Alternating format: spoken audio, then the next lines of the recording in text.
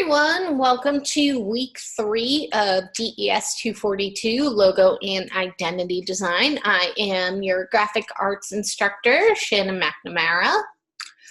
So let's take a peek at our agenda for today. I have a couple of announcements I want to go over. We're going to go over the Gestalt principles, one of those very, very German words that doesn't really roll off the tongue. We're going to talk about the 10 principles of logo design masters, and then we're going to also talk about self-promotion via the web and social media. So just a reminder, my telephone hours, I have Monday through Thursday here. It's really kind of Monday through Wednesday. Thursday's a tough day for me. If anybody needed to speak to me on Thursday, I would try my best to make it happen. But my hours are roughly, I just didn't fix the slide at all, 7 a.m. Mountain Time to 2 p.m. Mountain Time because I am on Eastern Standard Time. But you can email me anytime. Just note that I am, again, located in Eastern Standard Time, so please be aware of the time zone change when you are trying to reach me. And let's talk a little bit about due dates. Hold on, I'm just writing myself a quick note here with a pen that doesn't work, apparently. I've got like 75 pens on my desk, but I'll, without fail, pick the one that doesn't work. Social media. I can't remember if I had the social media in the slideshow because it's kind of something that I want to just show you. And I don't want to get to the end of my slides and be like, oh, we're done, and then completely forget to do it. All right, so all assignments and assessments are due by Saturday at midnight for full credit. You guys know that. Make sure that you're communicating if you're going to have any late work because that will save you missed points. The week 4 assignments cannot be turned in late. The course will turn into a pumpkin. It will lock you out, and it will not let you upload. So make sure that whatever you're doing, you're getting that work in on time during week 4. If something goes wrong, Saturday night of week 4 when you're uploading and it quits out on you or anything, make sure that you email the file to me so it is there when I get up and grade on Sunday morning. Otherwise, I will just assume that you didn't do it. So again, get that file to me ASAP. It needs to be there when I start grading on Sunday morning because I grade and get my grades in on Sunday. Your original discussion post is due by Wednesday at midnight. Don't forget to respond to your 2 fellow students. That's worth 20% of your grade. So, don't get an 80 just by not responding. And make sure that you're posting on 2 different days. Late discussion posts and assignments will only be accepted 1 week after the deadline. So what does that mean? That means that week 1 has officially closed out on this Saturday. So if you were missing work for week 1, unfortunately, that has closed out. If you are missing work for week 2, that will be open through this Saturday at midnight.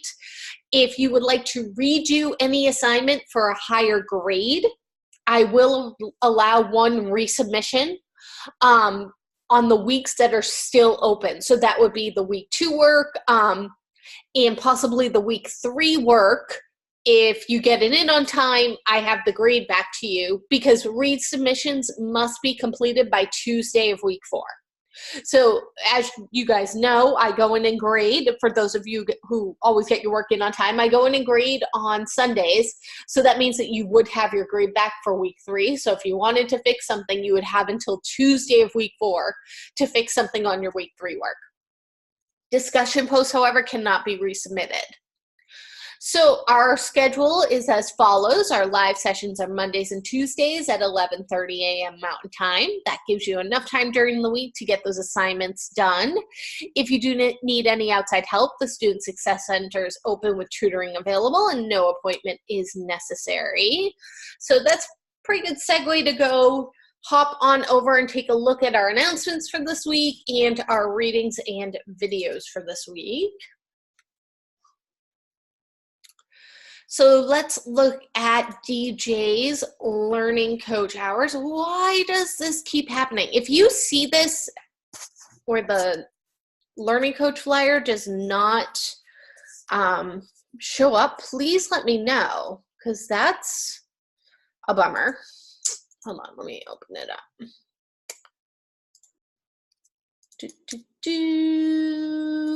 Week 3.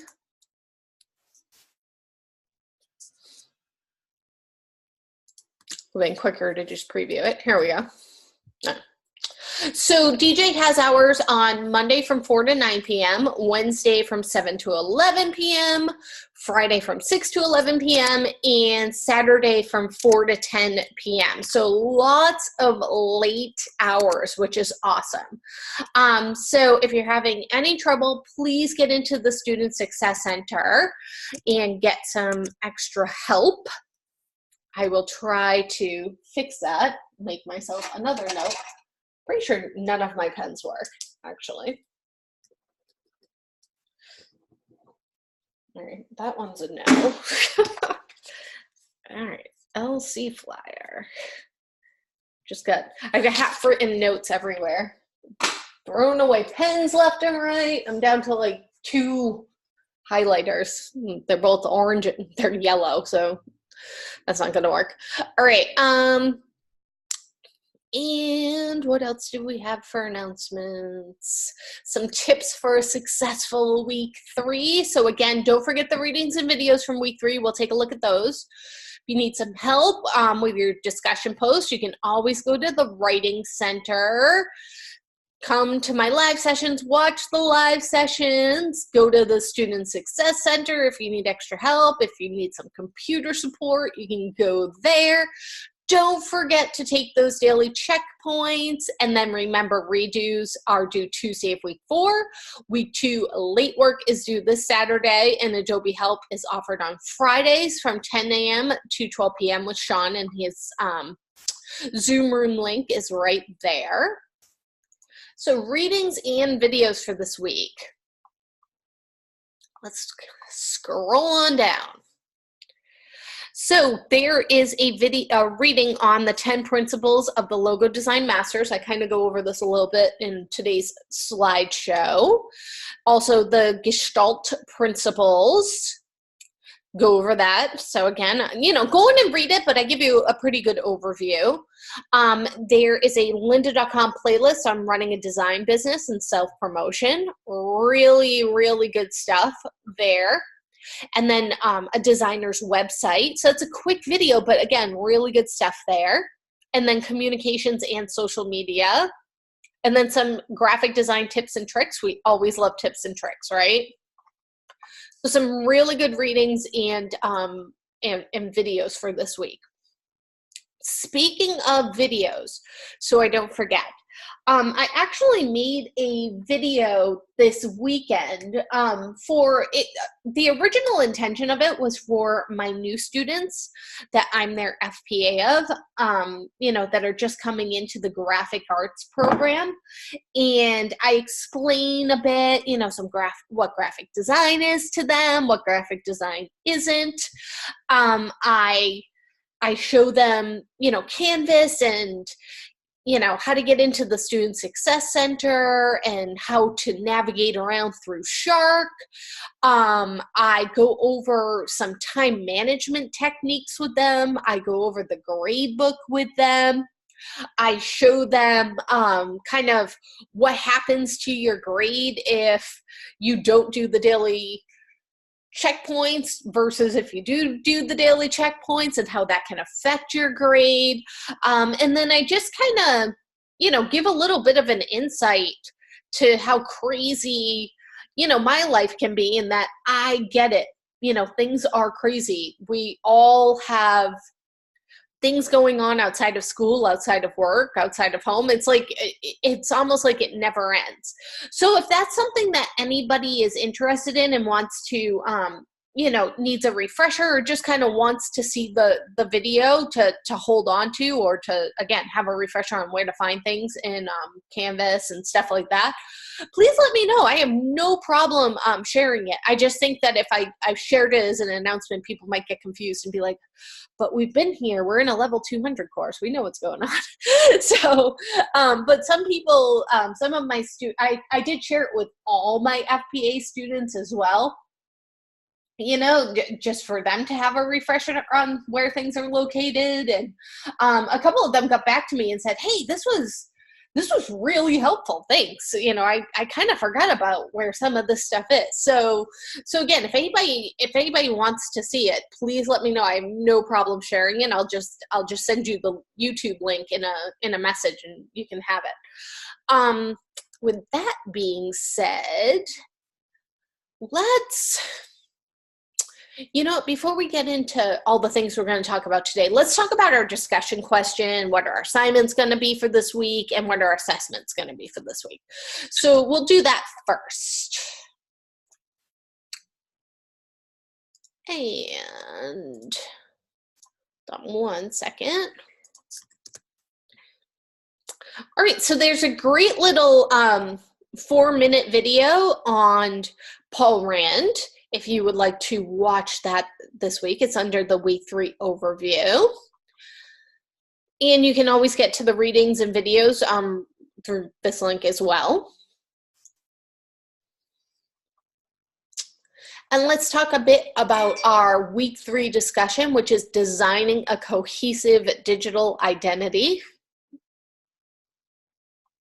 So the background, because we live in an increasingly interconnected digital world, and it is assumed clients need a web presence, it's no longer enough to design just a logo or just a business card or just a flyer for them.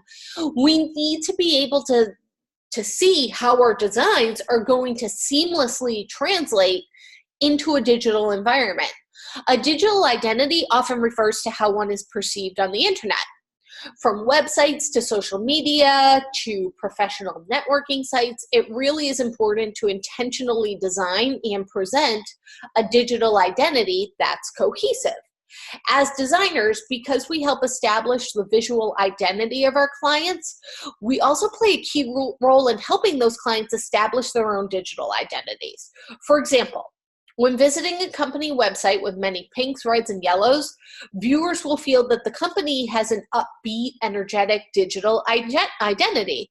Conversely, when visiting a company website that has a lot of blues and grays, viewers will feel that the company has a more formal or corporate digital identity. Though it may not initially be in the scope of a logo design or redesign project, it's worthwhile to discuss how you as a designer can help a client consider and implement visuals in such a way as to best develop and maintain their digital identity across a diverse digital platform. So when you're doing that, there are a couple of things that, you should consider when you're designing. How the color scheme and the overall logo message will carry over from the website to social media avatars, cover banners, and graphics. How the perception of the logo will change from a large desktop computer screen to a small handheld mobile device. How color perceptions shift when colors move from being seen on a printed page to being seen on a screen.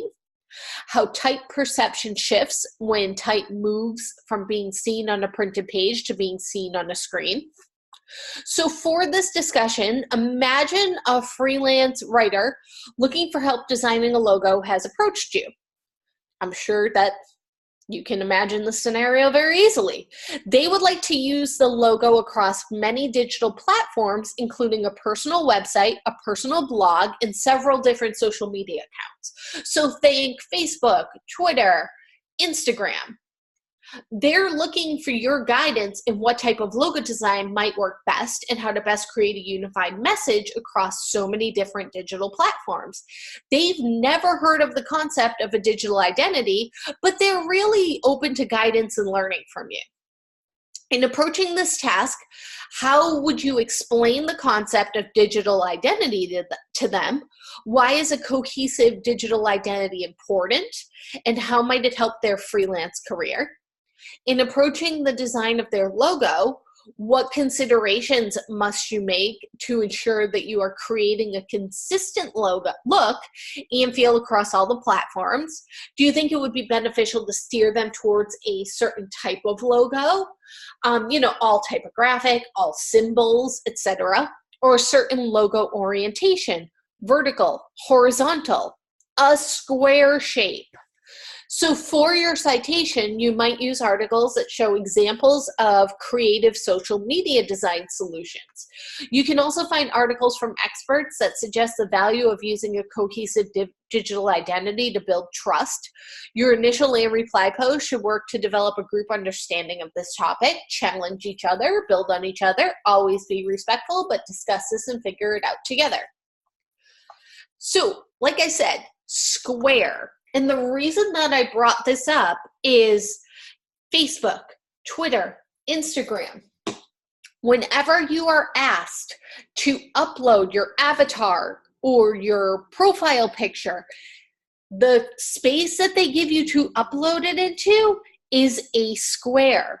So think about, if somebody has a really long logo, it's going to get squished to fit into that square. If somebody has a really tall logo, it's going to get squished to fit into that square. So when you're redesigning something, you're kind of stuck if it is what it is and they don't want it to be redesigned, and you're the social media director. But it's another thing altogether to, be starting from scratch and not be aware of the size restrictions that you're going to run into. So that's why, I said square very, very loudly in case if you are wondering. All right, let's take a look at our assignment for this week as well. So we're going to be designing a personal logo. You might want to keep that thought in mind, the square, keep thinking squares when you're thinking about doing your personal logo. So I'm probably going to get into this more tomorrow doing the demos and stuff for the assignment and assessment, but that doesn't mean that we can't think about this today and go over the background to give us a little bit more demo time. So as a professional designer, others will often look to and hire you to create a logo and overall visual identity for them. Though excelling at this work is important because it allows you to have a sustainable career, it is important to occasionally turn your professional design eye on yourself. Designing or redesigning your own personal logo and ensuring your own digital identity is as cohesive and effective as possible. When considering the design of your own logo, it is important to first identify your own unique design story and the elements that set you apart from all the other designers in the world. This goes beyond just your favorite color or your favorite font to uncover the larger reasons you were drawn to design and your unique personalities. With that being said, as a designer, personally, me as a designer, I like clean design. What does that mean? I like things that align to a grid. I like fonts that are easy to read. I really, like and am inspired by, the Bauhaus design from, the early 1960s, very mid-century modern. The same can be said for, the type of furniture I like. I like mid-century modern furniture as well from that time period. So, that's really my own sort of style. So it would make sense when I am putting a logo together that it has that type of a feel because, the logo for me should represent the kind of design that you expect to see from me. So it should be something clean, something classic looking, not very stylized, because I feel like that's kind of the type of designer that I am. And everybody is a different designer, and everybody's looking to do different things. So you need to keep that in mind when you're thinking about your own personal logo. And the best way to keep that in mind and figure that out is to ask yourself the following 3 questions, so you can discover what makes you unique and inspires you as a designer for your own personal logo. Number 1, why am I a designer? It's a pretty basic question, but that might be a hard one to answer, right? There's a lot of self-reflection that gets into that. Why do I believe that design is important? What's the thing that makes me unique and someone should hire me before they hire the guy down the street? So though the answers to these questions don't seem to have an immediate visual translation to how you will design, with some critical thinking, they will enable you to build a strong foundation that is uniquely yours. The thing is, I can only answer these questions for myself. I can't answer these questions for anybody else. I don't know why you're a designer or why you believe design is important. And when it says critical thinking, that means, like, stepping back, the answer is not going to be found somewhere else. You're going to have to think critically about yourself, have some reflection on yourself to come up with your own answers. So, for example, if you're a designer because you believe that beautiful ornamental design raises everyone's standard of living, then perhaps your personal logo would feature a flourish of or scrolling element. If you believe design is important because it enables complex ideas and topics to be clearly represented to a wider audience, your personal logo might use a clean sans serif font such as Avenir or Myriad. If the thing that makes you unique is your love of illustration, your personal logo might contain a simple line drawing that you've generated or some hand-lettered type. So for the final 2 weeks of this class, you're going to be designing a logo for yourself. This week, you're going to begin the preliminary design process and idea generation, just like we did in week 1. And then in week 4, you'll finalize your logo design and show it in use within a corporate identity structure. So this week, you will begin the preliminary design process and idea generation. That should be very familiar because, again, these 2 projects for this week and next week are pretty much the same steps that we did in week 1 and week 2. So this one goes into more depth because it's a new company. It's your company. That's what you're designing for. So first, we got that document file for the companies that we were redesigning the logos for. This is where that self-reflection comes in with those 3 questions that we just went over. You need to spend some time reflecting on those questions and write down your answers. And it might be tempting to immediately jump on your computer and just begin trying things. I want you to resist the urge to do that and spend at least 10 to 20 minutes reflecting on your own why behind your choice to be a designer. Then once you've figured out those answers, complete 15 this time, not 9, 15 preliminary black and white sketches of possible logo concepts, considering possible font choices, imagery ideas, and even what name you would use. It doesn't have to be your name. You can come up with a company name. You can use your own name.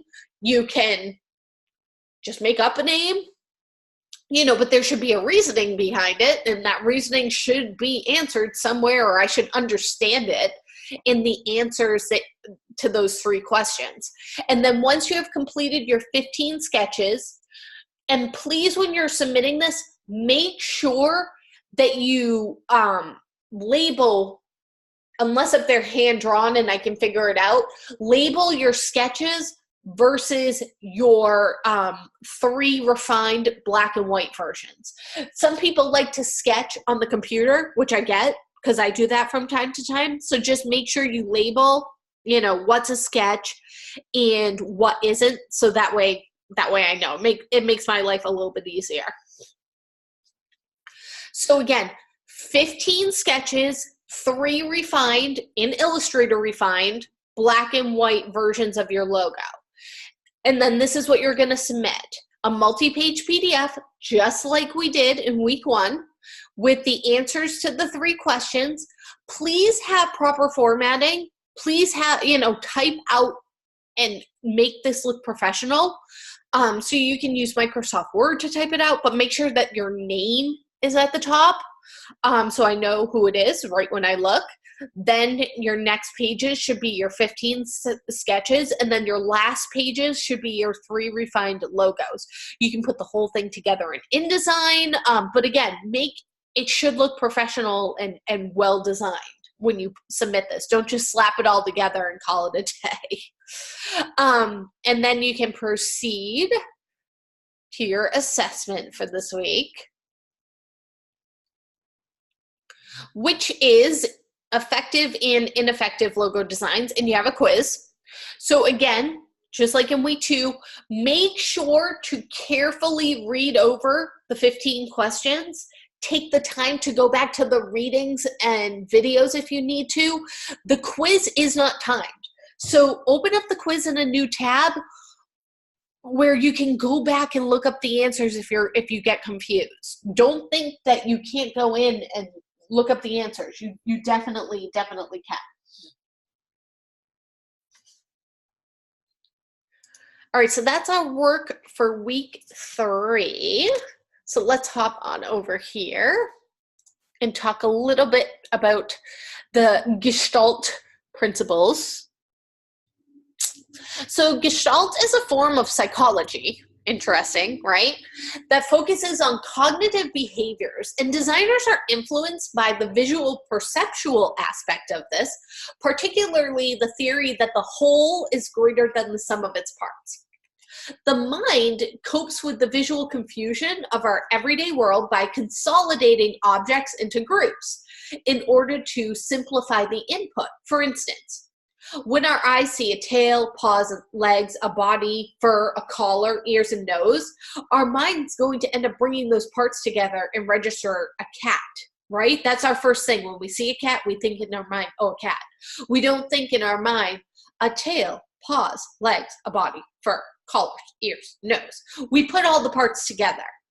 Applying this theory to design creates unity within a piece. The stronger the relationship between elements on a page, the better the communication. This theory also helps the designer influence the viewer by controlling how the design is viewed. So within the Gestalt principles, there are 5 design principles that are derived from that theory.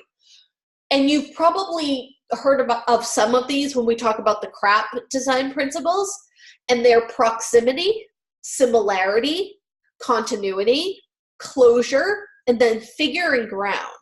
And each employs different methods to create unity within the whole. So proximity, and I want to, I'm going to do some examples. I feel like some of these people have a lot of trouble with proximity. And I get that because you even see the word and you see these 2 examples, but relating it back to why I need to do things a certain way might be a bit difficult to kind of visualize. So I'm going to try to do some show and tell with these today. So proximity refers to objects placed close together, so they will be perceived as a group. When they're spaced far apart, objects are perceived as being separate. So proximity occurs when objects are closer to each other than they are to other objects, which that's great. And here's my example, with these dots, that the proximity spacing can be as close be as close objects in direct contact or as far apart as opposite sides of the page. And it kind of makes sense in this one too. There's strong proximity because objects are overlapping, or, this one over here is thought to not be together. But I even have this example. Using other design elements such as lines or shapes to surround objects also creates strong proximity. Lines and shapes can also link objects by passing through them or by underlining them. So again, these are all great examples, but sometimes you don't know how to apply them or why you should apply them. So I'm gonna do an example right now.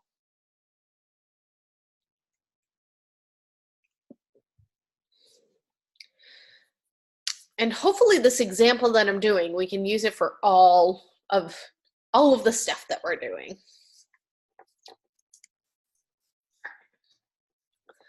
So let me make a new document. And this is going to be a weird size. I'm going to do 2 pages, 3 columns.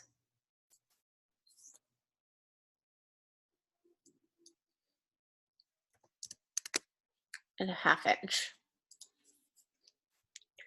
And you may be thinking to yourself, this is a very bizarre size for this document. Why on earth are you doing this? Which would be, you know, hey, that's a good question. When I worked as a graphic designer for the direct mail company that I worked for, we I actually have, it's going to throw me off, but I actually have my margins wrong. Isn't it sad that I haven't worked there for almost 15 years and I remember exactly what the margins are on the page? Whoops, I put that one on the wrong side. It's the bottom. There we go. But when I worked as a graphic designer for a direct mail company, our coupon sizes were 8x3. That was the printed size. And a lot of times we got a lot of information that needed to be shoved into an 8x3. I will never forget that a sales rep sold a 2-sided 8x3. So we would print them a couple of different ways.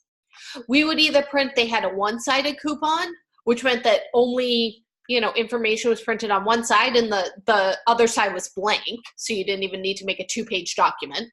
Or they could have 2-sided coupons where they printed on both sides. They could buy an 8x3. They could buy what we called a 7x8, which was 2 8x3 stacked one on top of the other, so 2/3 of a piece of paper and then it was cut, basically.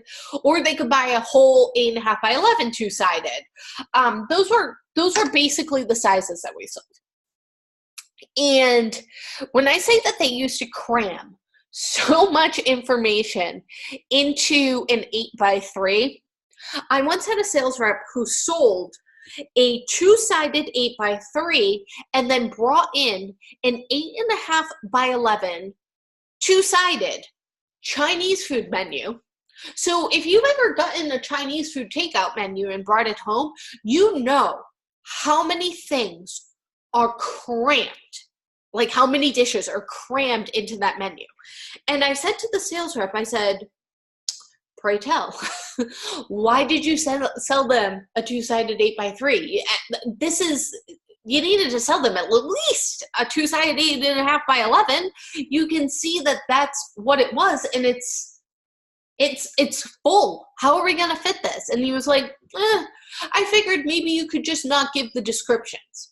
Okay, fair enough. Not give the descriptions. I said, the only way you're going to fit this on the page is with 4-point type. And he went, okay. And I said, nobody's going to be able to read it. I was like, oh. So we told him he had to go back. And honestly, like, they were like, well, why didn't you just tell us that we could get a different size? We would have bought a different size. He was not a very good sales rep, needless to say. He wasn't there for that much longer at our company. But we used to run into stuff like this all the time. So one of the ways that, you know, we had to get all that information onto the page and make sure that it made sense and that people could view it was we had to be really good with our proximity, putting things near each other that made sense together. Because your eye, whether you know it or not, when you're looking at something this size, your eye tends to start over in this corner and then go around the page like this. So we needed to kind of be aware of that, you know, what it was that we were selling and that people would notice things on the page. So, you know, to get them to see what we wanted them to see over here, we would usually put the picture over here. But if there was one really, really good offer, like something free, that offer was always prominently displayed over here, knowing that your eye's probably going to start here and then go right down to that free offer.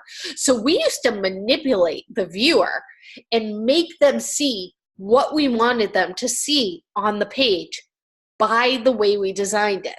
And proximity has a lot to do with that. So let's pretend that I am designing a coupon for a pizza shop. And I'm just gonna kind of pull up on my iPad real quick. Like I have an example that I can follow just to make my life easier. But it's, if you've ever kind of worked on two screens, you would know why.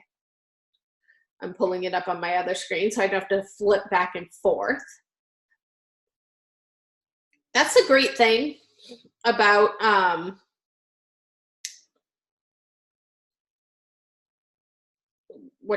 about Dropbox, and why I use Dropbox so much is that I can access all of my files no matter where I am.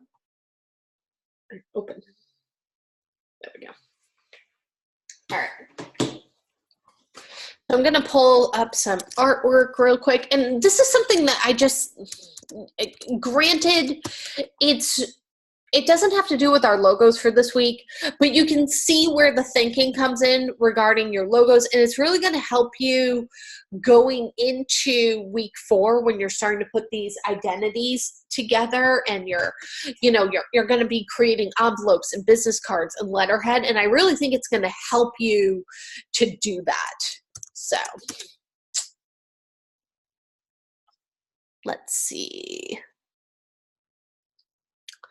I'm going to do a nice little pizza coupon. Download that. And maybe I find like a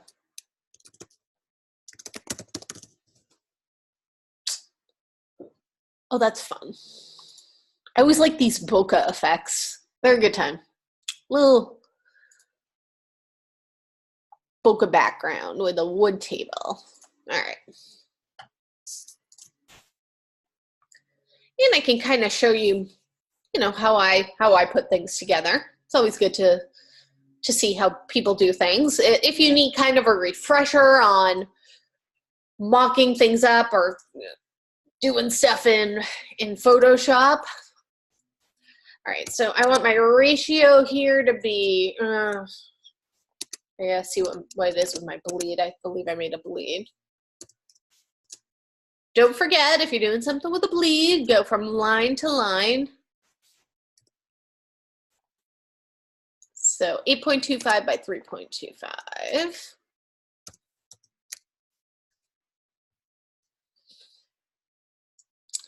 And that way I can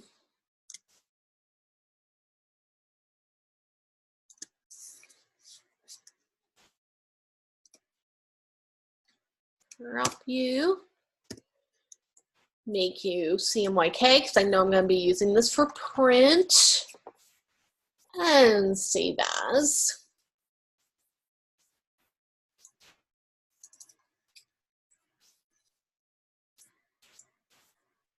Week 3.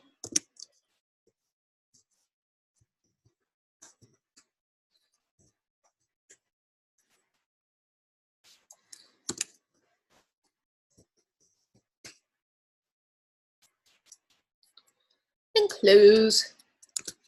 And then what I want to do for this one, and this is a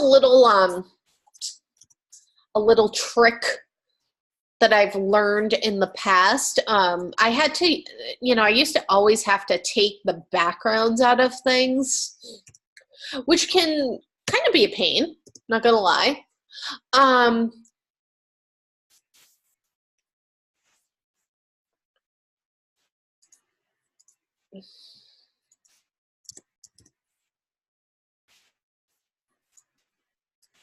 Yeah.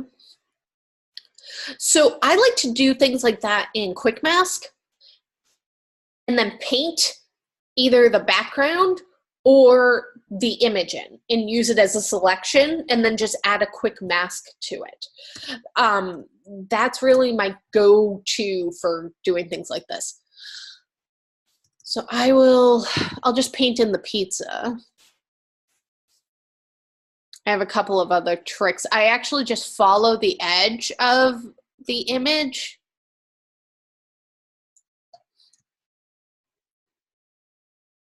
And then I use the selection tool to fill in the inside, because you can actually do that in Quick Mask, which is pretty cool. And I even have another few tricks for getting that done correctly.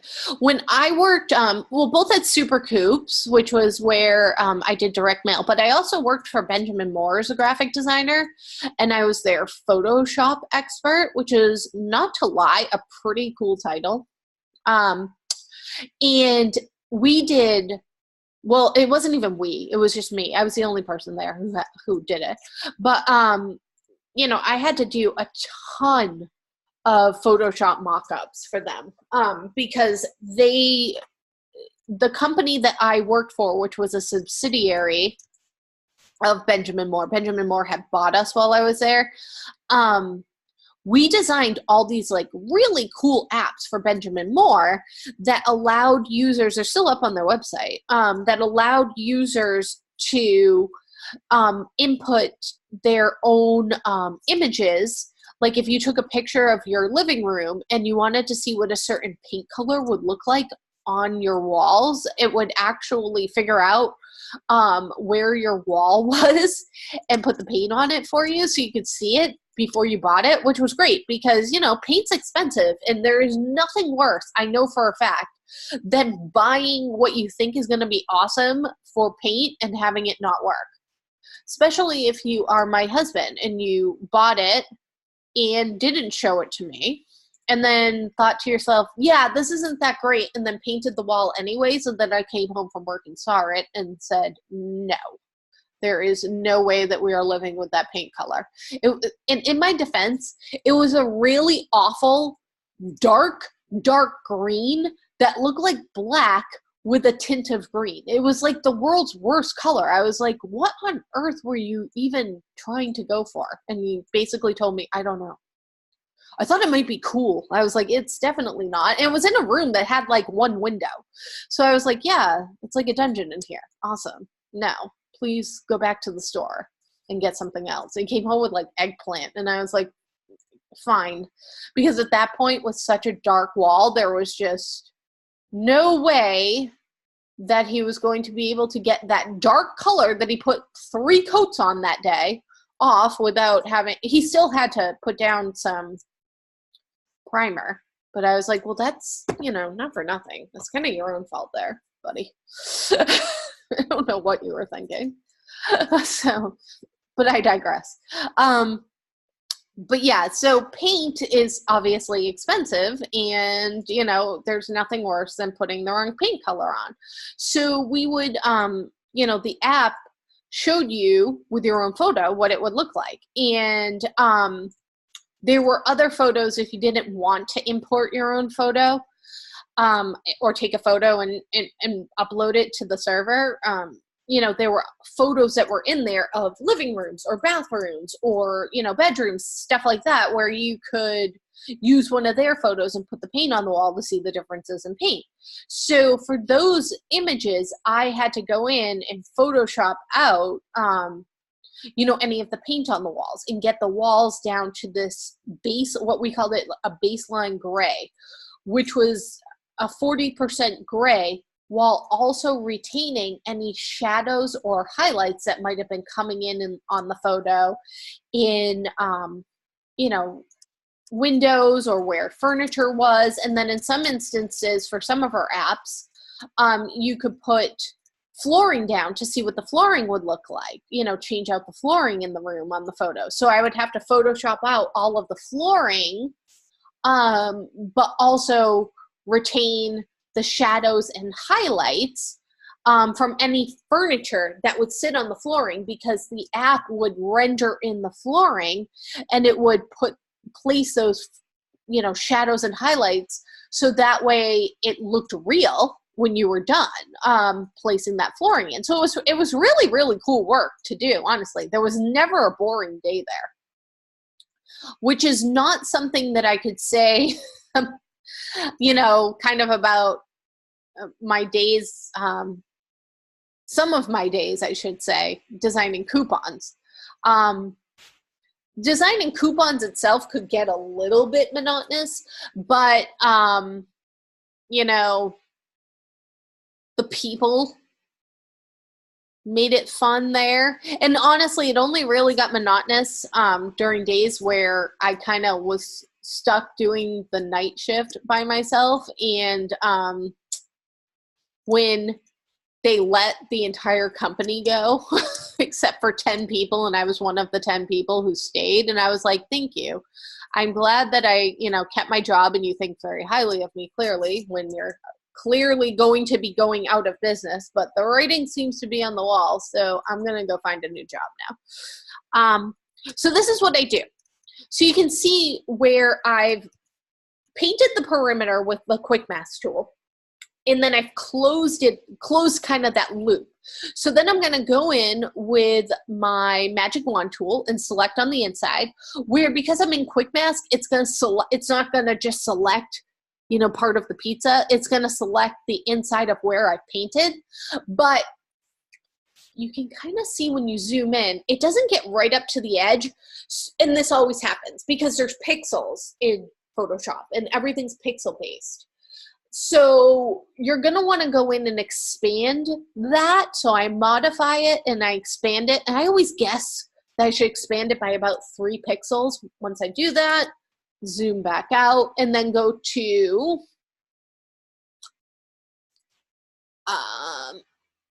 edit fill. And you want to fill the contents with black or foreground color. Even though it shows up red on the screen, it's actually black that we're painting with. And hit OK. And then you can kind of deselect that. So you can see where my selection is.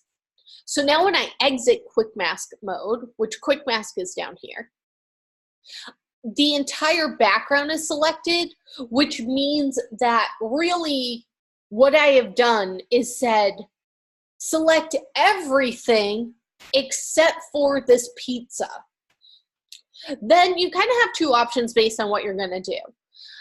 You can just delete the background and save it as a PSD and call it a day.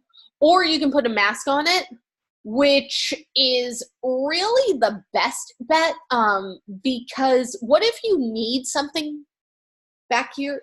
Once you delete it and save it and close out, it's gone. So I like to go with adding a layer mask. It's just your safest bet. Whoops.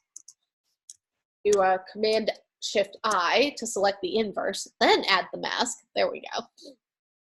And that way, once you're in there, you can kind of go in if you need to erase out or paint in more. Tool, brush tool. So by painting with the brush tool, I'm adding to the mask. If I erased, I'm deleting part of the mask. So it's one of those things where it seems like opposite. Like I seem like I should be erasing, but technically I'm painting. It's opposite day in Photoshop. So again, I really like this tool for doing stuff like this. And then you can kind of go in and really clean everything up nice and neat. I am going to save this as pizza. Put it in with my other art, my table background. And then close it out.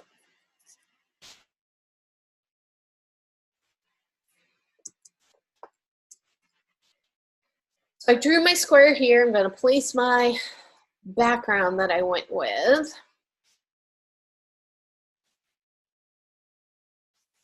Gestalt.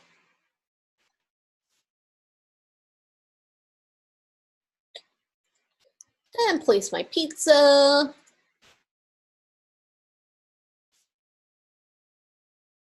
kind of place that in right there. And then I know that my coupon is going to have, I'm going to have 3 coupon offers. So I want to draw 3 rectangle boxes.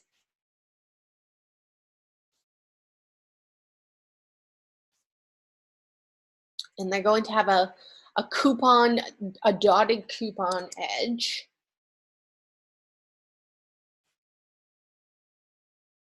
Which I have found that dashed 3 and 2 works very nicely for this. And then I like to put in the white for the paper inside of the gap color. Just again, I did this for many years. This was definitely my thing. And align the stroke on the outside. It just makes lining these up a little bit easier. And then I'm going to have them have a white inside. Here's my swatches. Here we go.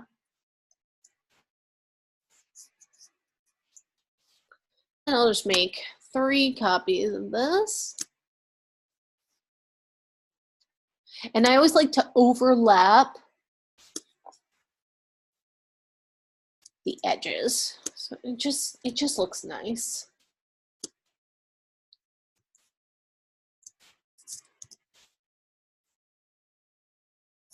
And close it up to my margins. Don't want them to accidentally, and then I'm going to bring my little pizza guy over the first one. So you can already see where I don't have a ton of room here, honestly.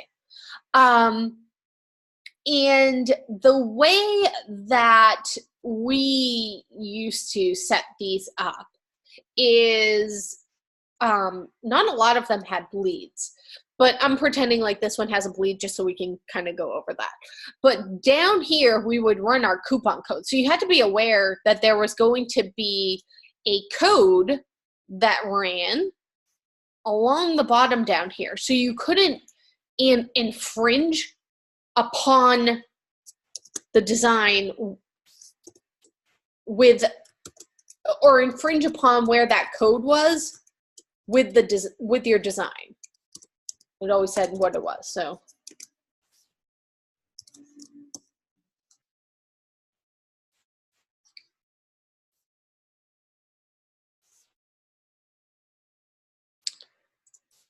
So I'll just put that in if we're gonna make this realistic. So you might be thinking to yourself, all right, where does the proximity come in? Well, what do I have that's in proximity to each other right now? The 3 coupon offers. I have them 1, 2, 3 going across the bottom. They're next to each other. So they have proximity because they go together. Now, let's say that this pizza place is Papa Gino's. Let me just grab their logo real quick.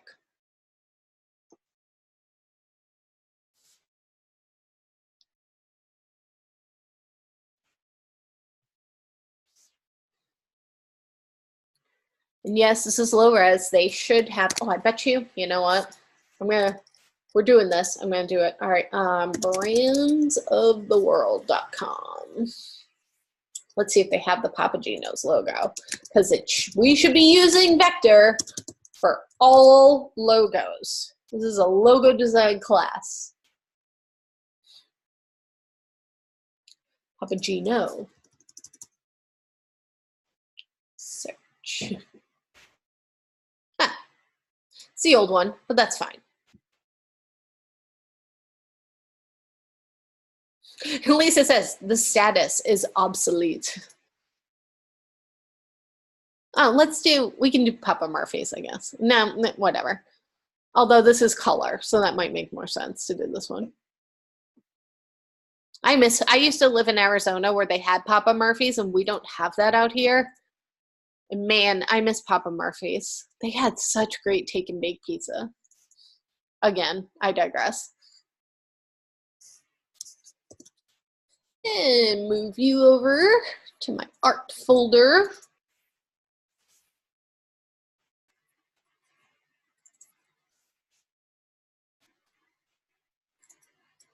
I should probably save this so it won't.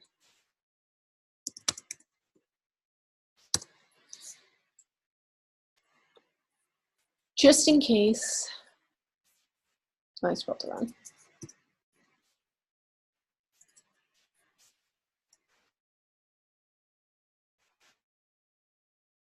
All right, so next step, I'm going to put my logo in.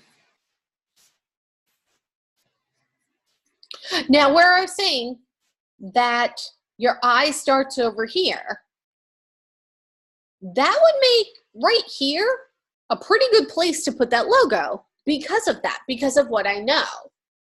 And then I also need to think about, you know, what might be the next thing that somebody would associate with, all right, we see this delicious looking picture of pizza.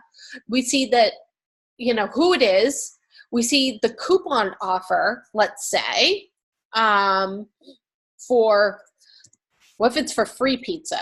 Right underneath the name. Nice and bold.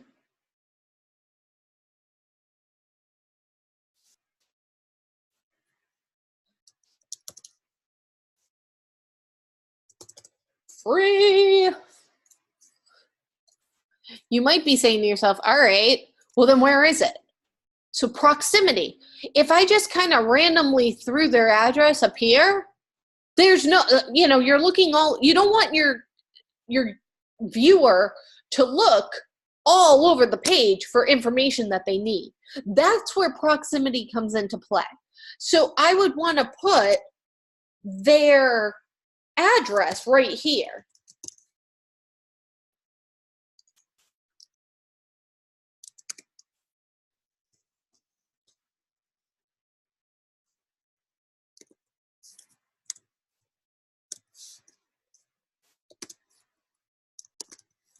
And then I would want to put, for proximity reasons, their phone number underneath, so that way if they want to call in an order, they can.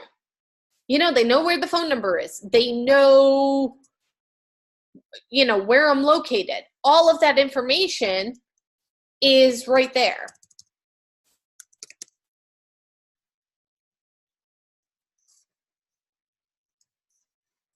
And just realizing that people are probably going to call in first. That's why I would set it up that way. So that's a quick explanation with just this information on proximity. Let's see. So they have 3 coupon offers. One is for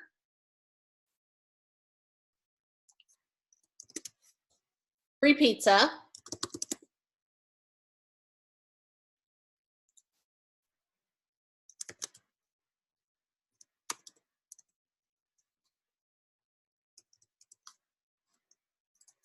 And then this is how they always used to do things, which is kind of funny.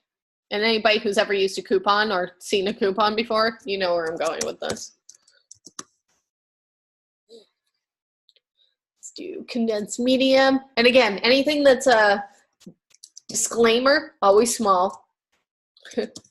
Buy 1 pizza, get 1 pizza free. Expires 05/05/19.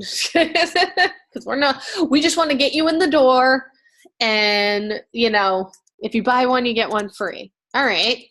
So then maybe their other offer, which isn't a free, is or which isn't as good as a free pizza, is a free drink. So buy 1 pizza, get 1 free soda. And then maybe you have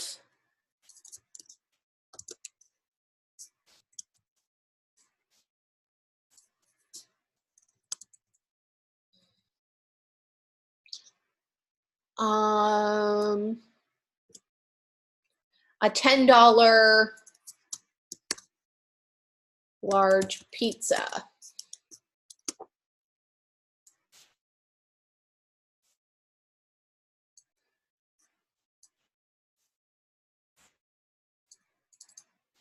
And we say,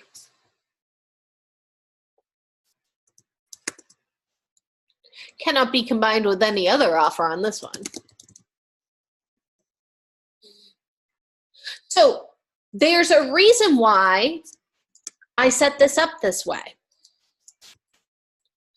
Would it have made sense for me to put the free drink over here next to the pizza? Probably not, because that's a little bit confusing, right? You know, I'm sitting here looking at pizza. If there was a big drink right here, then that would make sense to put the free drink over here. And you may be thinking, oh, it must have been because, you know, these are both free, so you're putting them together. Well, normally I would probably sandwich a $10 offer in between the two free offers, because your mind's going to go over and go, ooh, free over here, and then they'll catch what this middle offer is. But really, I'm thinking of proximity of putting the $10 offer next to the picture of the large pizza and the free pizza under the logo. There's a, you know, there is a kind of a, what's the phrase I'm thinking of? I didn't have enough coffee today. A method to my madness when I'm designing a coupon, you know? And then we have this information, you know, this blank area over here. If they didn't give me any other information, then what I would do is I would move the address and phone number into this area.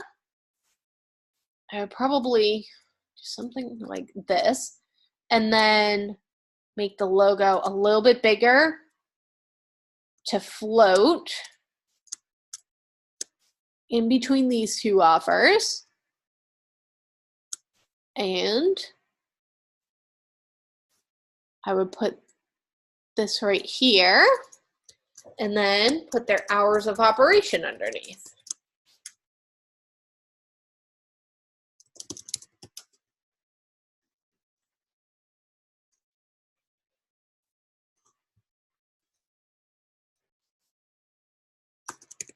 And then their website.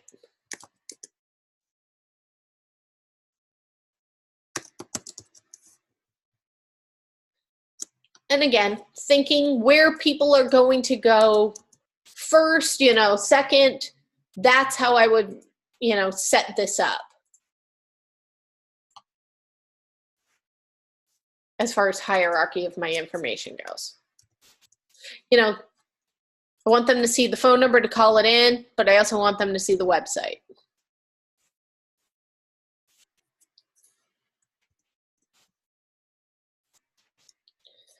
And save.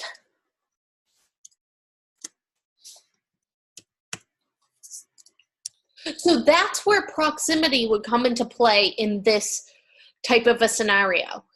My address is in proximity to my phone number. My address and phone number, all my contact information is in proximity to my logo. My coupons are in proximity to each other. My $10 off coupon is in proximity to my large pizza that it goes with, or my $10 large pizza coupon. My free is in proximity to pizza. And there's a hierarchy to the information there. So this is where these Gestalt principles start to come into play when we are doing our layouts, when we're putting our designs together. So again, you know, you can kind of explain it with these types of visuals. You know, the headline is in proximity to the photo, but I think, you know, actually designing something kind of tells the story a little bit more. And randomly enough, I pulled up an ad and it looked nothing like that, the one I pulled up on my iPad. All right, then when you have similarity, so shared visual characteristics automatically creates a relationship. The more alike objects are, the more likely that they are seen as a group.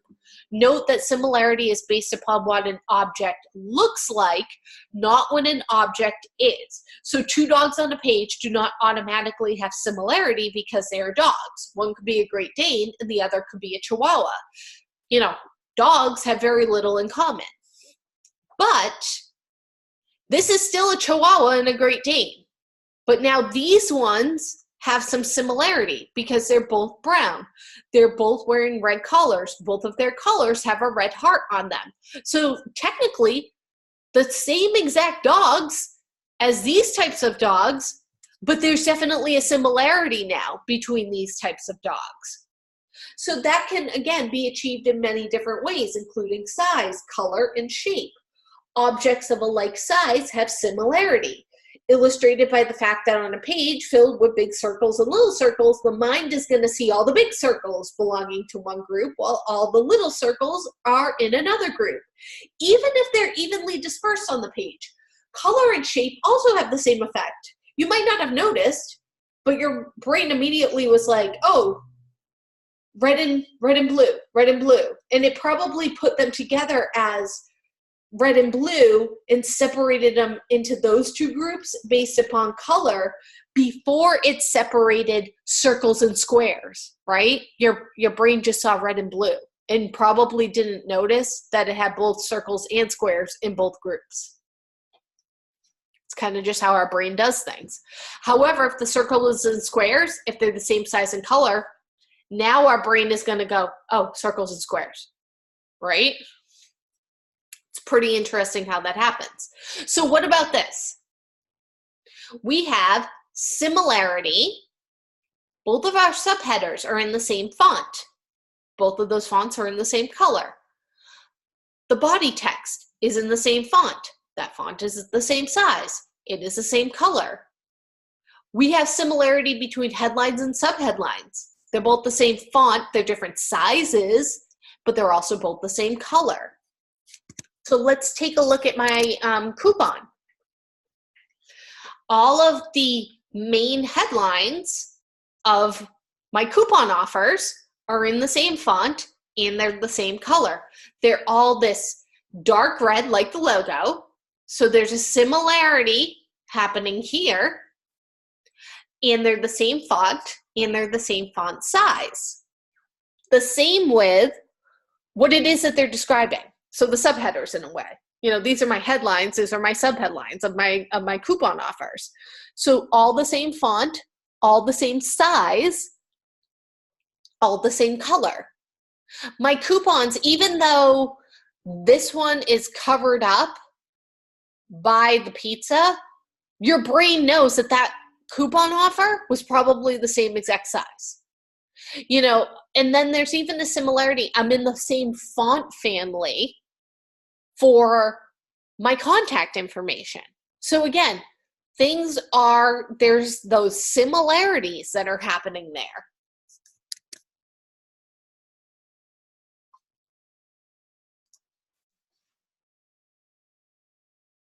Then we have continuity. So the principle of continuity dictates that once the eye begins to follow something, it will continue traveling in that direction until it encounters another object. So your eye is like, oh, look at these dots, boom, the top of the screen. Oh, look at these squares, boom, and it falls off the bottom of the screen. Our brain just does that. So we can get our viewer of our designs to follow where we want them to follow. And we don't even have to be as literal as drawing a line with an arrow at the end or putting a finger pointing. You know, those are definitely some symbols that indicate that a viewer should look there. But, you know, again, we can add continuity to our design to get our viewer to view things. Like I was saying with the coupon, your eye just generally starts over here and moves around the page. So my continuity is to start you right here, go down to this offer, and then have your eyes go this way. So that's why I've positioned that free right here. So you're like, oh, free pizza. Oh, free drink. Oh, $10 large pizza. Where? Oh, Papa Murphy's. Cool. Free pizza. Oh, free drink. Oh, $10 pizza. Where? Papa Murphy's. Ah, cool. So I am making your eye go around the page like this by designing it this way. Because $1 million says, even if you're trying not to have it work that way, the first thing you're seeing is free pizza, right? That's definitely what you're seeing. You're going, oh, free pizza. Totally want pizza right now, right? And is it always going to happen? No, because not every single person is exactly the same. And you're going to have that one person who notices, the basil leaf right here first. But if the vast majority of people view things a certain way, it kind of makes sense to design things based on how the vast majority of people see things.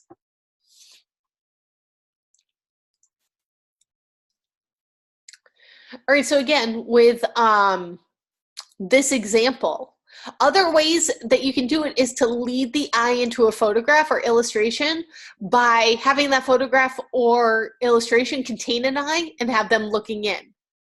So that makes sense.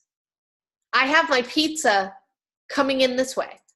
What if I just did something like this? And I had my pizza with this broken edge right here, kind of leading.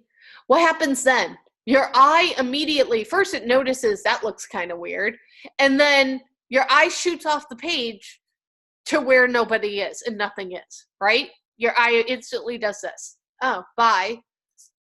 Whereas it's leading in this way. So the same can be said for the dog. He's looking in from this page over to this page towards that article. If the dog was flipped the other way and was looking this way, your eye's immediately going to go, well, what's he looking at over there? Right? Like, did I miss something on the last page? You would probably do that. So, by setting things up this way, we're making sure that the person is looking towards the rest of our design, and it helps the viewer to move through the information instead of looking off the edge of the page, turning away from the information. Designers can create a path through the page, like literally or figuratively. If there's an image of a road, a path, a fence, a row of flowers, or a tunnel, those can all guide the eye across the page. And for readers from Western cultures, our natural inclination is to lead the viewer's eye from left to right. Continuity gives the designer significant control over the viewer, and the mind can't help but follow that path. So, as I said, that the eye normally starts here, which would be right to left. I'm doing two things here. I'm knowing that you're probably going to look over here first, so I'm putting my best offer, but I'm also trying to get you to read from left to right by putting my pizza to lead you in. So I feel as though either way, I have a strong design concept, no matter which way your eye is inclined to look and go. I'm creating a path for you to follow. Closure. Not if you, break up with somebody and whether or not you felt it ended on amicable or any terms. That's my only joke, I promise, today. I don't really promise because I'll probably have some other super, super lame joke that I can't help but say. But anyways, as long as there's enough essential information present, the mind supplies the missing pieces of the object. So you can see the star here, right? Even though there's no outline. The designer didn't need to literally put in an outline because your brain has enough information here to put those pieces together to see that outline of the star. So again, closure works best with objects that are recognizable. For example, an outline of a triangle that slowly has pieces taken away is still recognizable as a triangle, even when it's down to the bare minimum of pieces. Here's another lame joke. There's a bear on the screen. You can see the bear with the bare minimum of pieces. You can still see where his face is, right? Complex objects, a little bit trickier for the mind to complete. But it doesn't mean that you can't do it. It's just a little bit trickier. So I'm actually going to do a new share real quick. It has to do with the social media part, but I just, I've kind of had this open just to show you. And oh, whoops. And I never plugged it into my computer. It's like, yeah, I'm like, share this via cable that I don't plugged in. Hold on. It's probably going to open up iTunes again.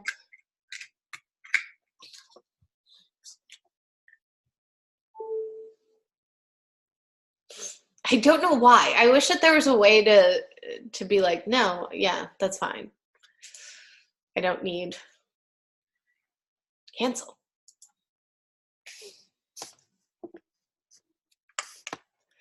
There we go. Okay. Close. So this is a great example, right? You can see that there was a guy there who I like the 404 error page not found. Like I find that this is extremely clever, but your brain has enough information here to put this together that there's literally a man missing. And this is kind of a great example of closure, or of just using negative space. Same exact thing. And I just thought that this was great because I had this open for doing hashtag graphic design when you are, putting together your pieces and your social media presence. But I was like, hey, this would be great for when we're going over closure on our Gestalt principles. So I just wanted to share that with you. I thought that was fun. All right, back to my desktop.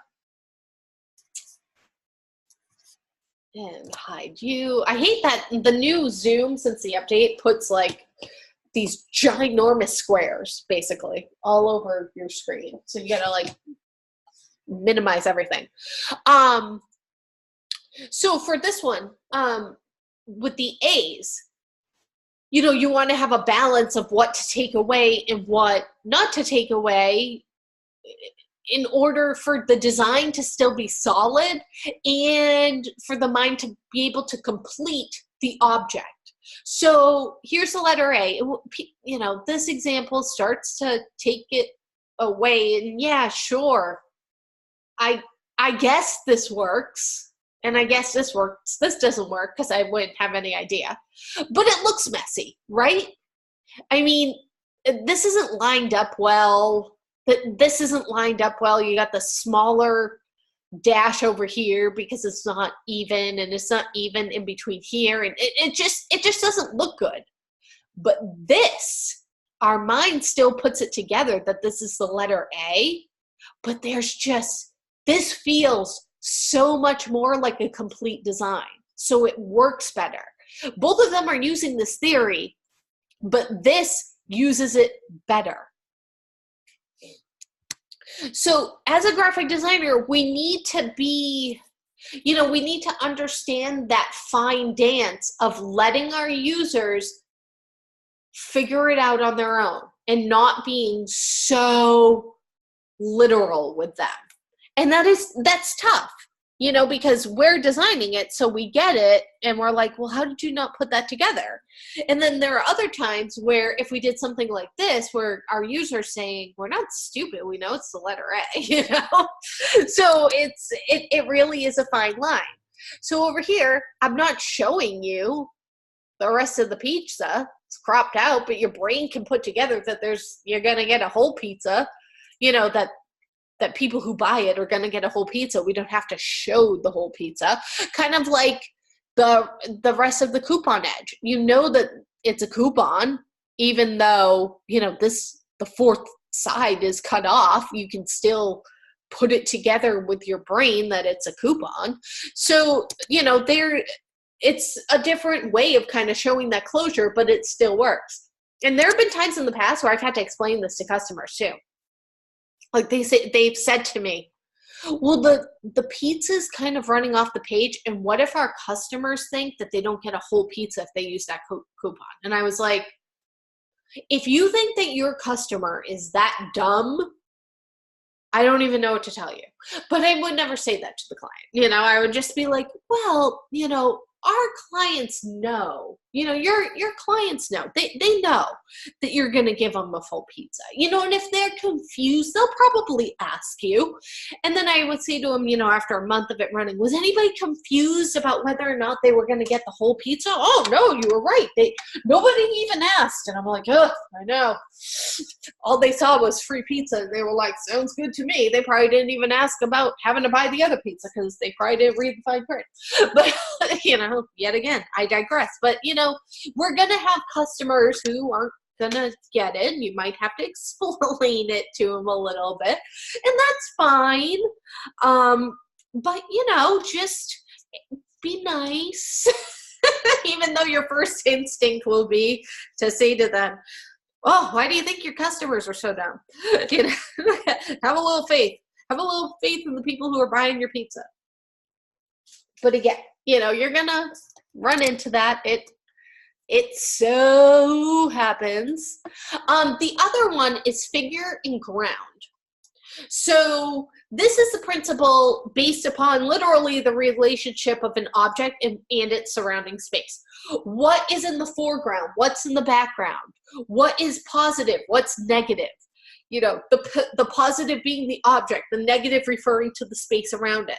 So in this instance, our wolf, he's our figure, and the blue background is the ground. He's the positive to the negative space behind him. This principle also gives the illusion of depth and is a fundamental principle used in almost every design. Figure refers to more than just imagery. Type is considered figure as well. So I love this example, I will say, where the word figure is superimposed over the image. And there's a couple of subtle things that are going on here that you might not notice. It's the fact that the word figure is both reversed on top of, and it's also butting right up to where the white behind the text is. So it looks like the white is seeping into the words on top of this photo. And I think this is where that grid comes in, and whether or not you can pull off that grid. Having a bleed is a great place to be able to pull that off, because you can really, really, I'm going to use the bleed to your advantage here. So I'll show you how I would do it in this example.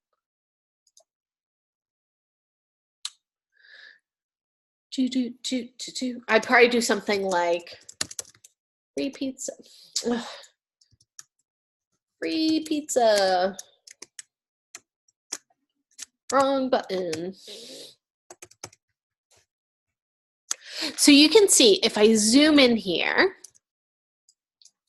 that this is just overlapping. And I know that the paper underneath is obviously white. So, well, I guess maybe it's not obvious. I just know that that's what we printed on. So I'm going to make this white, and I can see that, this is seeping through here. Or I could even do something where maybe it is, I can't get that. There we go. Coming up over the coupon a little bit and down to the bottom.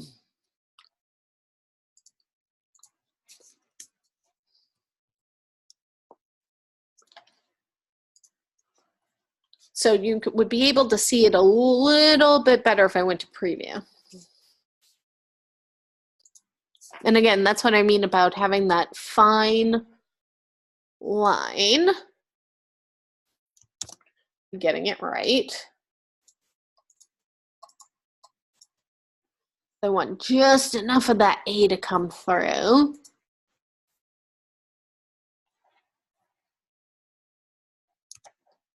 Oops. And cover right up there. Means I gotta get my spacing just right. So see, that's another way that you could do that. I think that that's a bit too much for this design, but again, you know, you can kind of illustrate figure and ground there. The way I'm actually illustrating figure and ground right now is my pizza is placed in front of my background right here, which is this, you know, wooden table. It's placed in front of it. And how can I illustrate that a little bit more? Maybe I can add an extremely subtle, never use the default. This default, it's awful. 15% opacity. Definitely bring down the distance.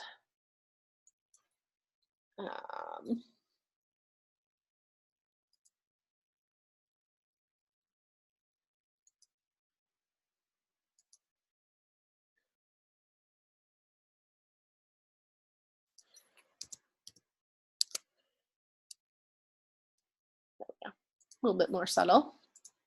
A little bit of a drop shadow there. And again, so now I can see, all right, so first we have this table here, then the coupons are in front of that, then the pizza is in front of the coupons. You know, I've added a little bit of depth to everything. And again, you can probably see it a little bit better under preview when we get rid of all the lines around everything. I mean, I could even do the same thing to the coupons, give them a little bit of a drop shadow.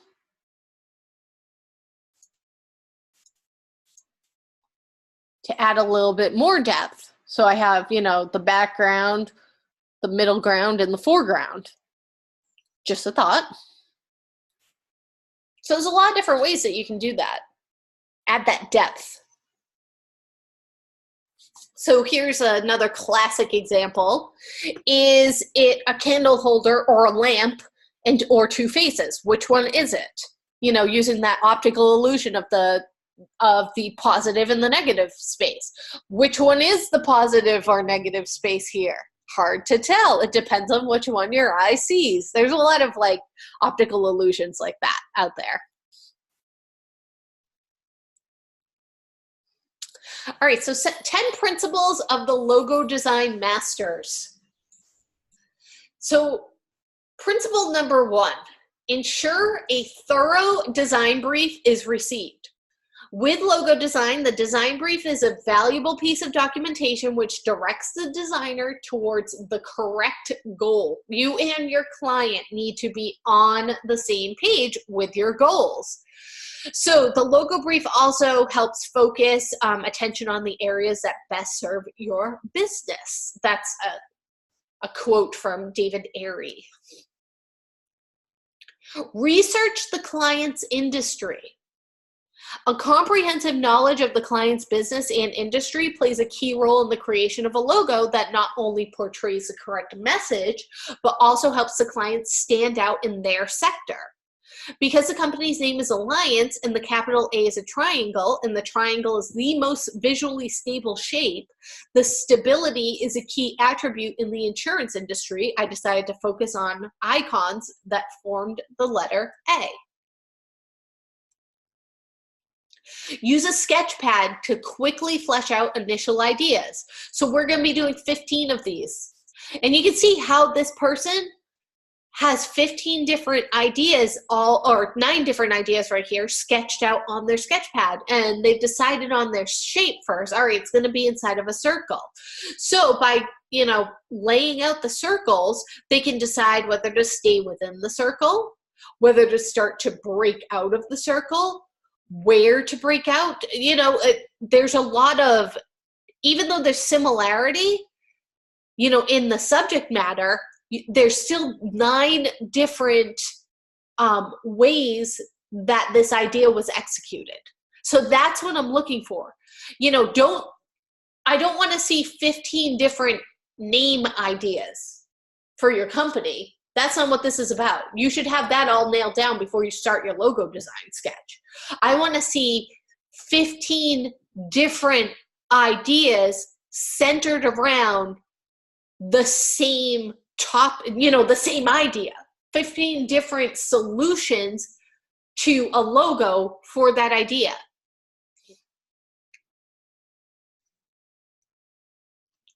Design the logo to work in a single color. Logos are used in a huge range of environments, some of which require the logo to be reproduced at a small scale or in limited colors. Therefore, it's important to ensure that the logo design works in mono format, mono being one color. So that one color needs to be black. It could be this kind of blue. This is a great logo.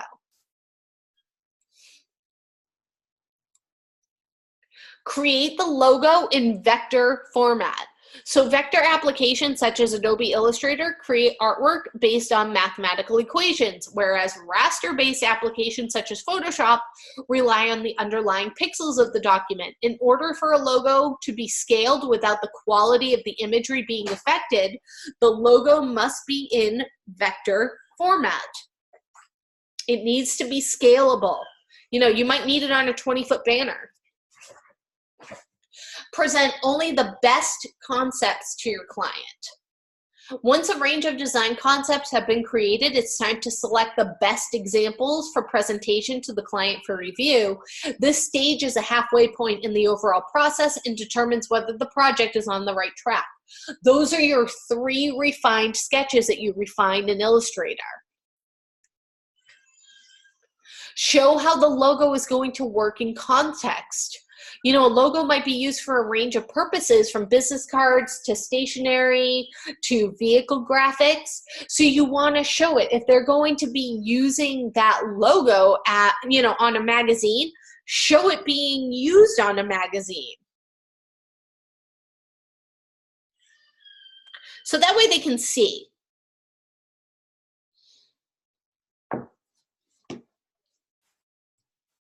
Keep it simple, stupid. Or keep it super simple, or keep it somewhat simple. Just keep your logo simple at the end of the day.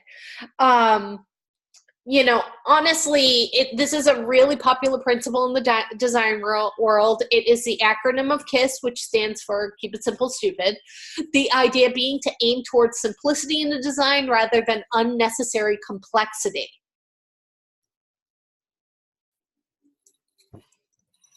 So this is a simple illustration with simple typography. Make educated choices when it comes to color. Color is one of the key aspects of any design. The psychology and impressions that each color gives can dramatically alter the message and overall appeal of a design. With logo design being closely related to presenting key values, color choice is of high importance. So they went with, you know, very kind of stoic colors here. Yes, blue to symbolize the ocean, because you would see a lighthouse in the blue of the ocean, but this is a very strong blue. It's not a 100% cyan. And then a tree leaf would be green, but this is a very subtle greenish, brownish, yellow, you know what I mean? Like very muted tone that's not competing with the blue of the rest of the logo. This is 2 great color choices. Rebrand with care. Logos should be designed to avoid trends, making them timeless pieces of design that will look great today or years in the future. So examining their history, we found the store that had used literally dozens of logos since its founding. That would be Saks of Fifth Avenue. One of those logos stood out, the logo that was drawn in 1973 by Tom Carnes and was adapted from a signature introduced almost 20 years before. In many people's minds, this is still the Saks Fifth Avenue logo. But the funny thing is there was about a dozen logo redesigns in between that 1973 logo and the one that's being used today, which is a very close version of this. Okay, with that being said, now I want to talk about, social media and using your logo for social media. So let me just share my iPad once again, which I'm sure it's going to be like, do you want to open up iTunes? No, I do not want to open up iTunes. All right. So what I've done is I have literally just done a search for hashtag graphic design, which if you're not following it, you really should. Here are some great examples of how people have used their social media to present themselves. So this person who is top 10 graphics, is he? I don't know, but he showed up here. He has a great business card design. This is a great layout, but he's kind of using his face for his, his picture. Let's see, favorite type. So their logo fits really well on the screen right here. Oh, you can't see my mouse. I was wondering if you can see my mouse. I'm watching on my other iPad. I've got like 75 screens going in front of me at the moment. So this fits into the space, which is roughly a square. It fits very well for being a long name. And you can tell that they've thought out their logo and how it's going to work. Let's see if we can find another one.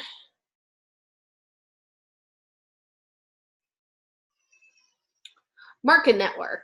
So again, it fits into the space right here, which is that circle space in their branding industry. So they probably, do this a lot. Oh, here's a good one.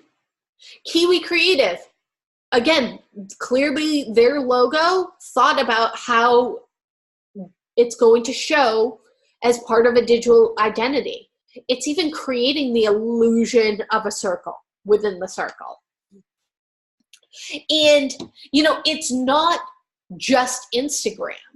There is Facebook, which is a square. There is, Twitter, which is a square. So these are the things that you need to think about when you are coming up with your online digital identity, and whether or not they're going to, it's going to fit well. So if you do something that is really, really long, I'm trying to think of a company who has a really long and long name. And I know I've seen one. Let me search. Maybe like Johnson. Oops. And Johnson. Oops, spelled it wrong.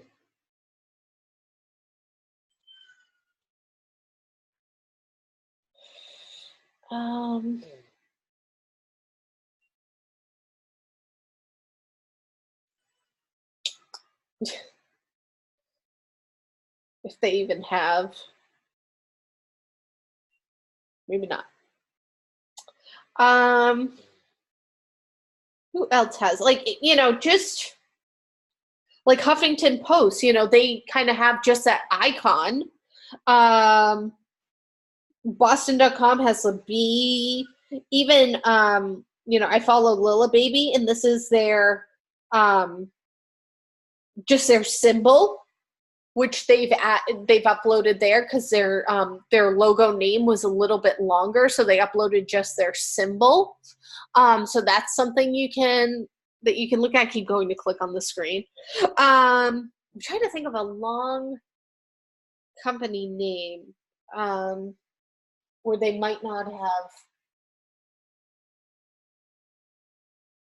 fixed it for their social media.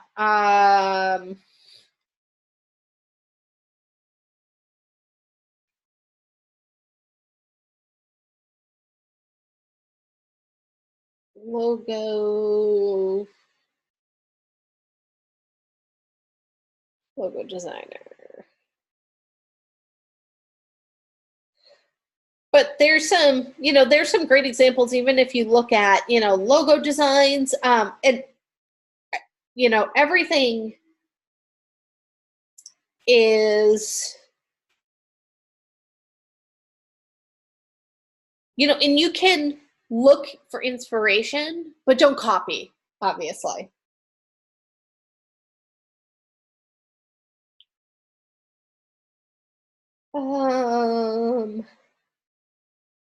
That is definitely not a logo. This is an illustration, although they might just be a logo designer. Maybe that's it. Let's say, wait a minute. Definitely not a logo.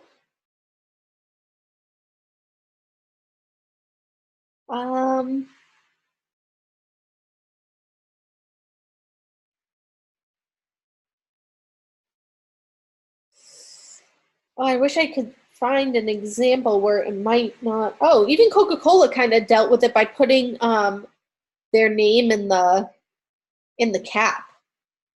I wouldn't be sharing that like it was my own work, like that person did, but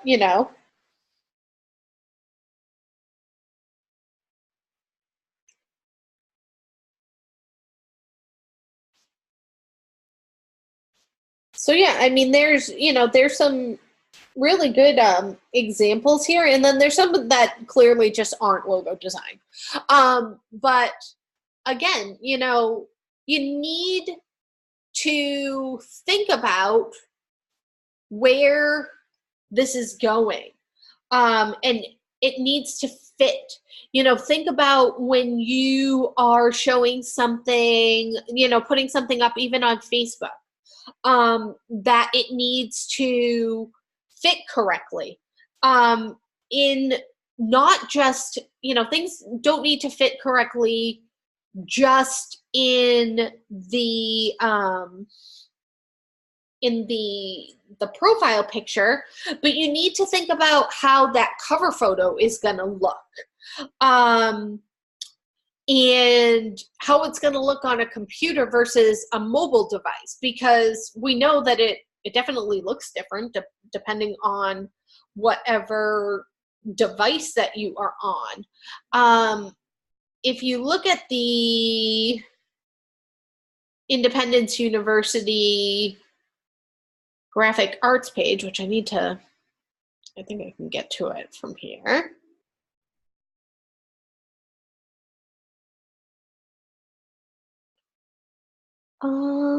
Maybe not.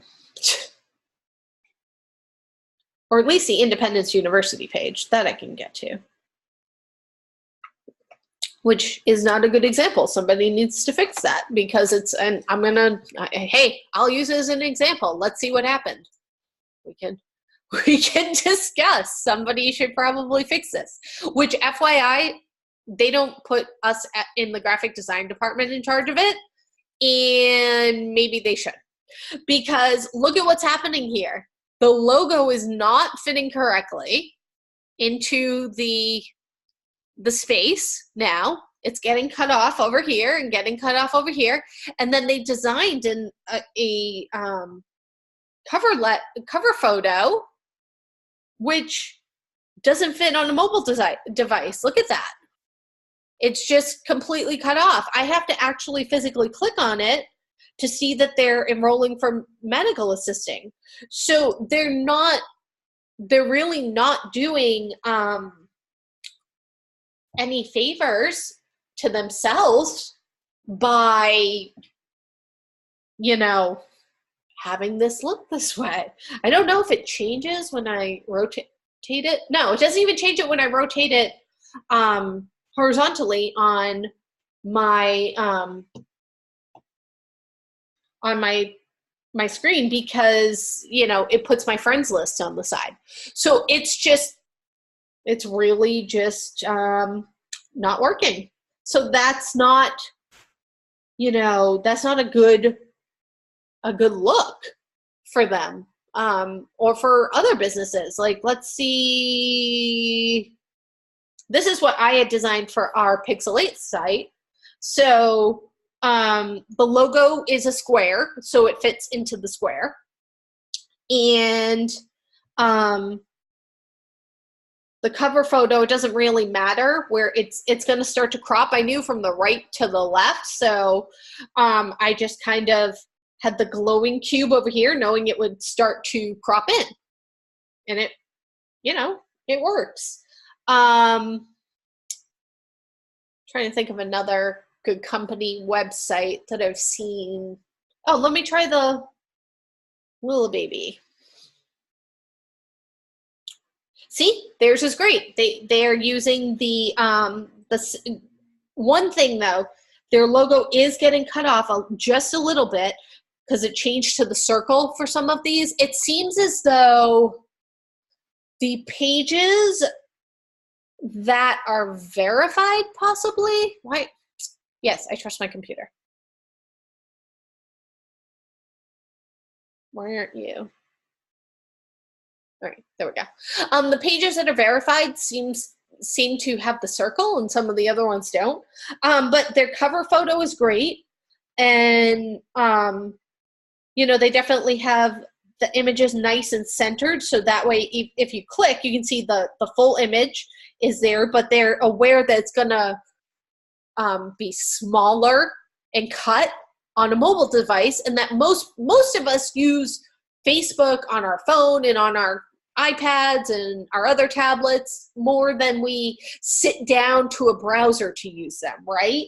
So, you know, you have to be aware of how things are going to look. I'm sure that there are other, like Netflix.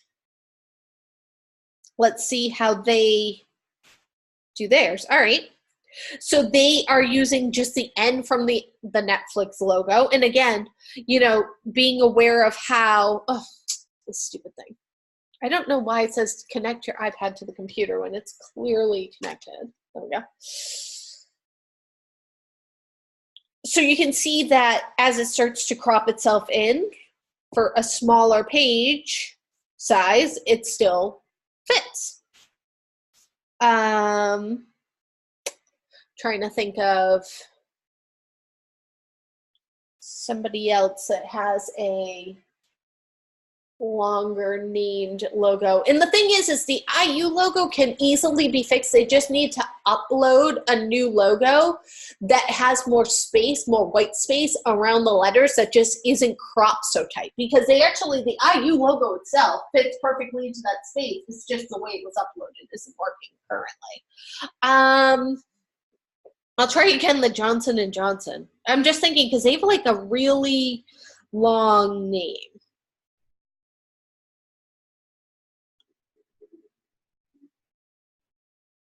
Where's my ampersand? Can't find it. Oh, here it is.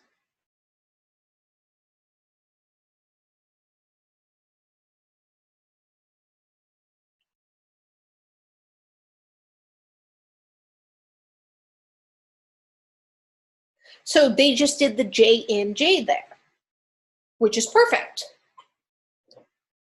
Which is probably how they have their other social media set up as well. So, you know, again, great, not so great job. I think I need a new cord.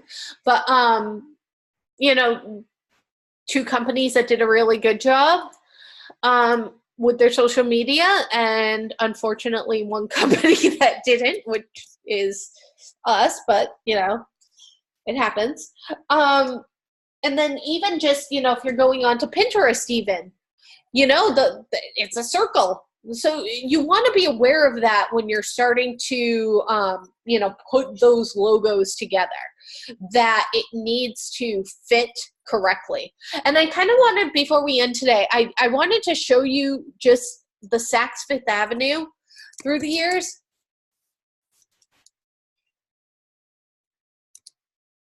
Logo history, there we go.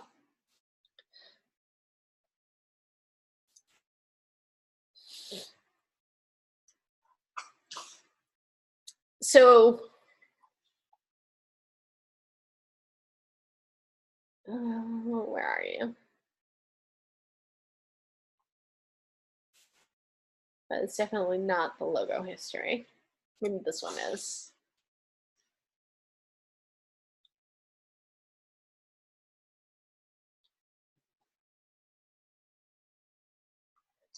Visuals, people. If you're going to write an article on logo history, show the logos.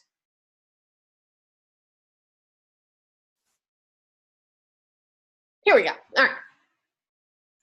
So, first off is a ginormous ad. 1940 to 1946, which would be the first, Saks Fifth Avenue. This has a very kind of 1940s feel to it, doesn't it? Where, you know, it's that kind of Art Deco feel, very sturdy, which is something you would want to bring up in the 40s. Think Great Depression, everything else. Like, we're stable. Look at how stable our type is in our font. Then 1955 to 1973, kind of a more fun, you know, kind of flingy type font. The only thing I can think of is if anybody watches The Marvelous Mrs. Maisel on Amazon, it's a great show. It kind of reminds me, these two kind of remind, more this one reminds me of that, just like this 1950s housewife vibe, and she's out, you know, shopping in New York City during the day because she's a New York City housewife. And not that, like, the whole point isn't that she is of the show, but like it kind of reminds me of the women who come into the shop that she works at. This one, still kind of that same vibe, but we started to tighten it up again until we get to this font right here, which is great. And then it went to this, and then it went to this. But in between this one, there's actually one that looks like this one that's missing from the list. Because they redesigned in 96, they just took the Saks Fifth Avenue and restacked it this way. So this is actually incorrect. I wonder if Wikipedia has the right ones. See, this was the 1996 to 2007, not the other one. I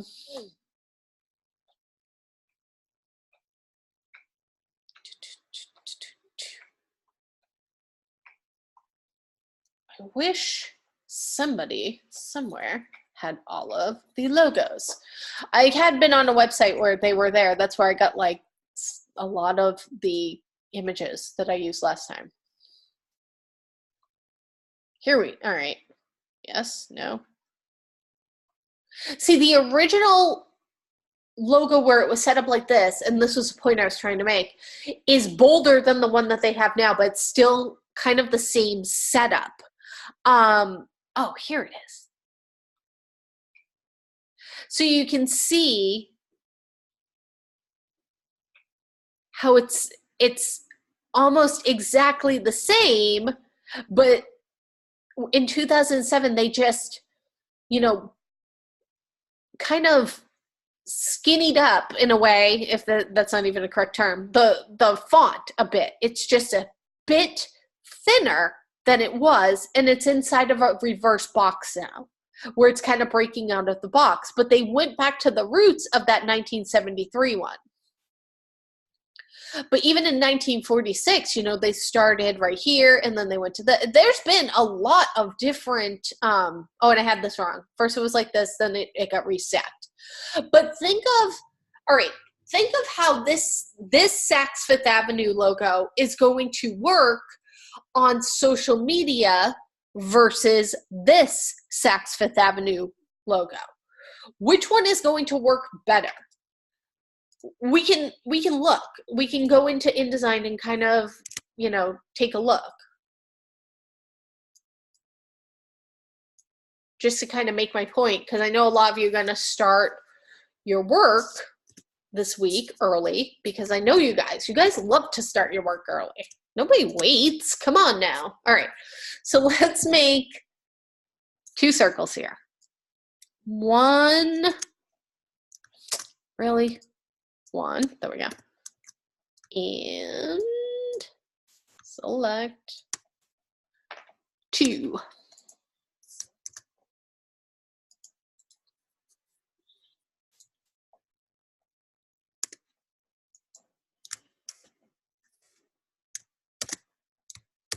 My quickies aren't working for anything today.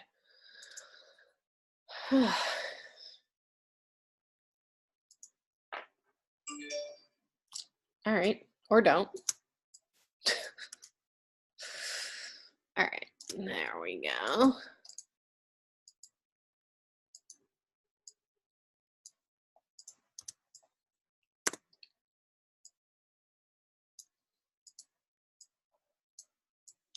So you can see how small. I kind of have to get this to get it to fit into that circle area, right? I mean, all right, there we go, where it's one long logo. However,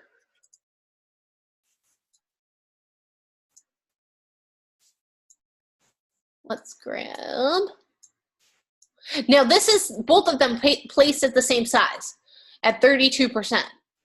You know, and again, this logo just became this logo stacked.